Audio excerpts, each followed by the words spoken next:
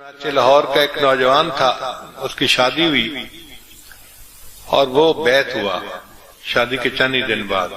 پھر اس نے داڑھی رکھ لی. ایک دن میرے پاس آیا، بڑا غصے میں تھا. میں نے پوچھا کیا ہوا؟ کہنے کا بھائی اس بیوی نے تو میرے ناک میں دم کیا ہوا ہے، مجھے ذلیل کر کے رکھ دیا ہے. میں نے کہا کیوں؟ کہنے لگا بس شادی کے وقت تو میں نے اس کو پسند کر لیا تھا کہ شکل کی بہت پیاری، لیکن اس کے بعد میں آپ سے بیعت ہو گیا تو میں نے داڑھی رکھ لی، ٹوپی رکھ لی، نمازیں شروع کر دی، اور یہ نماز ہی نہیں پڑھتی. میں اس کو روز کہتا ہوں کہ پڑھا کرو، سنتی نہیں میری بات، سر پہ دوپٹہ ہی نہیں لیتی، اور آج تو اس نے حد کر دیا ہے. اب بس میرا دل چاہتا ہے کہ مجھے اجازت ملے اور میں خوب ٹھکائی کروں اس کی. اب وہ ذہن بنا کے آیا تھا کہ مجھے حضرت اجازت دیں اور میں بیوی کی پٹائی کروں گا. خیر میں نے اس کی بات سنی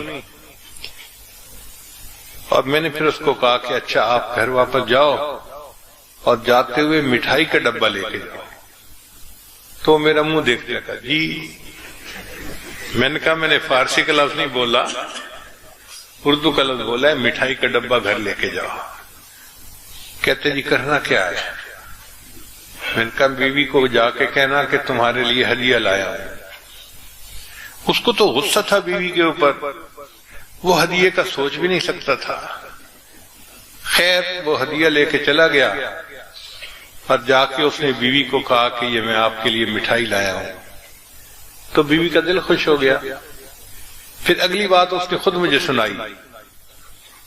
کہنے لگا دسترخوان لگا اور ہم ہی ابھی کھانا کھانے بیٹھے، تو کھانے کے دوران میں نے مٹھائی کا ایک ٹکڑا اٹھایا اور اپنی بیوی کی طرف آگے بڑھایا. تو بیوی نے اشارے سے پوچھا کیا؟ میں نے کہا کہ میں تمہیں اپنے ہاتھ سے مٹھائی کھلاتا ہوں. وہ تو توقع ہی نہیں کرتی تھی کہ میرا خامد مجھ سے اتنی محبت سے پیش آئے گا.